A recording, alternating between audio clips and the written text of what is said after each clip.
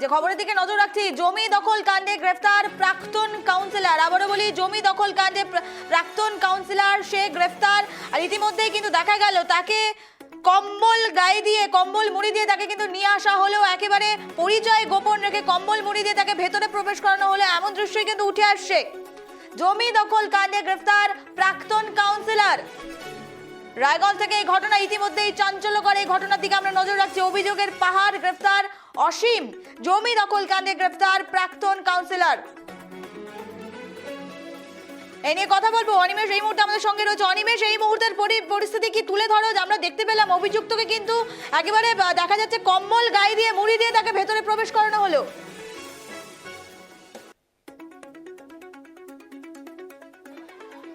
দেখো নিবেদিতা, এই মুহূর্তে যে গাড়িতে তোলা হয়েছিল সেই গাড়ি চেঞ্জ করে একটি সাদা কালারের বোলেরো গাড়িতে আনা হয়েছে এবং যে অসীম অধিকারী ছিল তাকে এই গরমের মধ্যে কম্বল মুড়িয়ে দিয়ে তাকে আনা হয় যেন কেউ চিনতে না পারে এবং তাকে কেউ ডিম থেরাপি করতে না পারে। সেই প্রচেষ্টা চালিয়ে কিন্তু কোর্টে আনা হলো এবং তাকে আনাকে কেন্দ্র করে এখানে চোর চোর বলে স্লোগান দেওয়া শুরু করেছে। এবং পাশাপাশি বলা যেতে পারে যে এই যে উত্তেজনা বাড়ছে এবং তাদের বক্তব্য ছিল যে তাকে আনা হবে এবং তাকে দেখবে। এবং তোমার থেকে জানতে চাইবো, সাধারণ মানুষের কাছ থেকে ডিমগুলো ছিনিয়ে নেওয়ার ছবিও কিন্তু সামনে আসছে, কি বলছেন তারা? আদালতে তোলা হবে।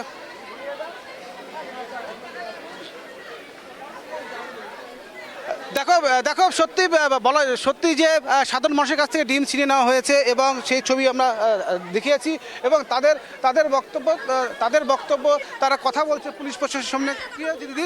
বাড়িতে যে মার্ডারের হুমকি দেয়, হ্যাঁ, চোরকে মানে বাঁচানোর জন্য আজকে কত সিকিউরিটি। চোর যখন আমাদের দেশের পাড়ার লোকের রক্ত চুষে নেয় তখন তারা কোথায় থাকে? তারা কোথাও থাকে না, তারা ঘরে থাকে, তারা পকেটে পয়সা নিয়ে ঘুরে বেড়ায় চোরকে সেফটি করার জন্য। কিন্তু আজকে আমরা আছি, কিন্তু আমাদের কোনো রকম ফেসিলিটিই নাই, আমাদের সব দূরে সরিয়ে দিচ্ছে। কিসের জন্য? এতদিন এই যে জায়গা চুরি করেছে, ও নোংরা মেয়ে ছেলে নিয়ে পালে টাকা দিয়ে, তাদেরকে ঘুষ খাইয়ে ও বড় বড় বাবা কাকা ফেক রেপ কেস দিয়ে বেড়ায়। তখন কোথায় থাকে পুলিশ? থানায় হলে এফআইআর করলে আমরা নিতে চাই না। কিসের জন্য? ডিমগুলো কি পুলিশ নিয়ে নিয়েছে? হ্যাঁ, তো পুলিশ এখান থেকে ডিমগুলো নিয়ে আর ধরে পা দিয়ে ফাটিয়ে দিল। ধরেন, একে ধরে নেন। পুলিশ পা দিয়ে ফাটিয়ে দিয়েছে। আমাদের লোক ছিল না, তারপরে ওই নিয়ে গেল, ওই যে ওখানে ফাটিয়ে দিল।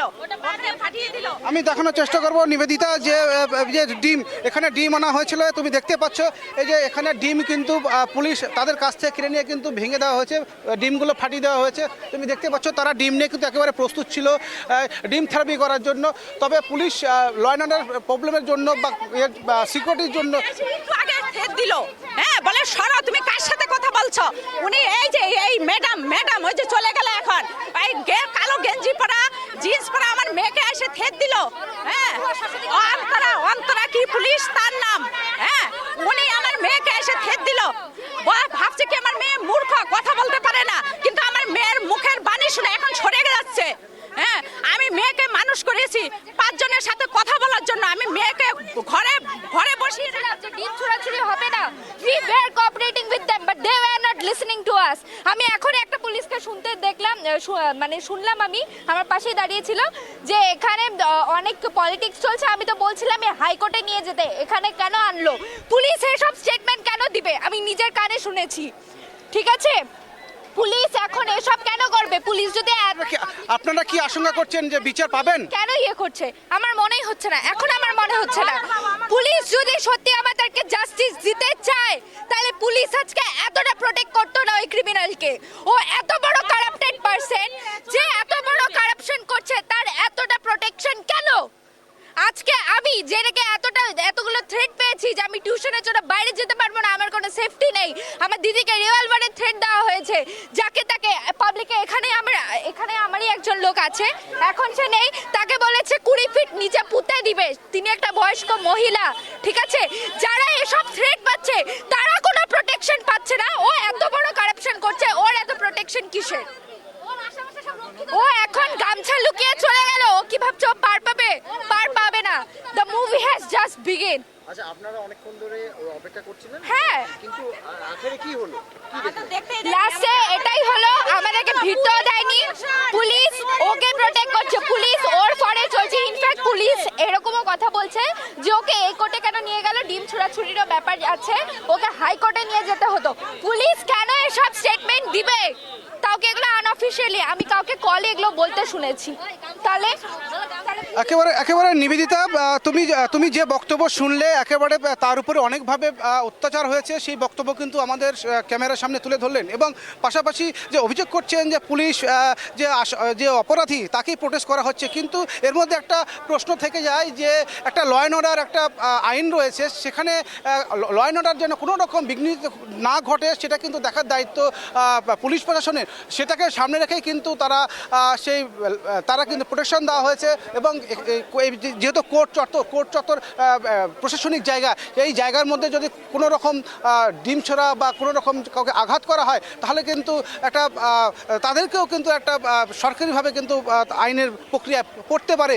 সেই দিক থেকে চিন্তা করে কিন্তু রায়গঞ্জ থানা পুলিশ প্রশাসন সেই সিদ্ধান্ত নিতে বাধ্য হয়েছে যেন কোনো রকমভাবে তার উপরে যেন একেবারে শ্রেয়সী সেই কারণে চিন্তাভাবনা রাখার পরে কিন্তু তাদেরকে যারা উত্তেজিত জনতা ছিল তাদেরকে কিন্তু এখান থেকে সরিয়ে দেওয়া হয়েছে এবং পাশাপাশি আরেকটা কথা বলা যেতে পারে, তাদের যে ক্ষোভ তারা উগরে দিচ্ছে যে তাদেরকে দীর্ঘদিন থেকে তাদের উপর মানসিকভাবে বা হুমকি এবং রিভলভারে বাট দিয়ে তার দিদিকে মারা হয়েছিল বলে এরকম গুরুতর অভিযোগ করছেন। সেই ব্যক্তিকে কেন এত পুলিশ প্রোটেকশন দেওয়া হচ্ছে, তারা কিন্তু সেই ক্ষোভ কিন্তু উগরে দিচ্ছে সেই কোর্ট চত্বরে। তবে তারপরে কিন্তু তারা সরব হয়েছেন যে তারা পুলিশের কাছ থেকে সঠিক বিচার পাবে কিনা সেটা কিন্তু তারা সন্দেহ প্রকাশ করছে। তবে একটা কথা বলা যেতেই পারে যে যাদের উপর দীর্ঘদিন থেকে এই অত্যাচার চালিয়ে এসছে তারা কিন্তু ক্ষিপ্ত হয়ে আছে, তারা সঠিক বিচারের আশায় কিন্তু কোর্টে জমায়েত হয়েছিল এবং ডিম থেরাপি করবে এবং তিনি পরিষ্কার জানিয়ে দিলেন যে তাদের কাছ থেকে ডিম কেড়ে নিয়ে কিন্তু ডিম ভেঙে দেওয়া হয়েছে। এরকমও কিন্তু ছবি আমরা দেখতে পেয়েছি। আমি কথা বলবো, রায়গঞ্জ থানার আধিকারিক রয়েছে, আইসি রয়েছেন, আমি কথা বলার চেষ্টা করব যে বলছি এখানে একটা ক্ষোভ দেখেছিলাম, একটা ল অ্যান্ড অর্ডার প্রবলেম হতে পারতো, সেখানে কিভাবে আপনি মানে হয়নি ল অ্যান্ড অর্ডার হয়নি প্রবলেম, একটু পরে একেবারে শ্রেয়সী, তুমি শুনলে যে আইসি সাহেব একটু পরে সমস্ত বিষয় আমাদেরকে জানাবেন এবং কোনো রকম ল অ্যান্ড অর্ডার প্রবলেম হয়নি সেটাও কিন্তু দাবি করলেন এবং আমরা দেখলাম যে সেই ক্ষেত্রে তাদেরকে সরিয়ে দিয়ে কিন্তু সুন্দরভাবে যে অপরাধী, যে অসীম অধিকারী 25 নম্বর ওয়ার্ডের প্রাক্তন কাউন্সিলর, তাকে কিন্তু কোর্টে তোলা হলো এবং তারপরেই কিছুক্ষণের মধ্যে কিন্তু যেখানে বিচার ব্যবস্থা রয়েছে সেখানে তাকে তোলা হবে। শ্রেয়সী।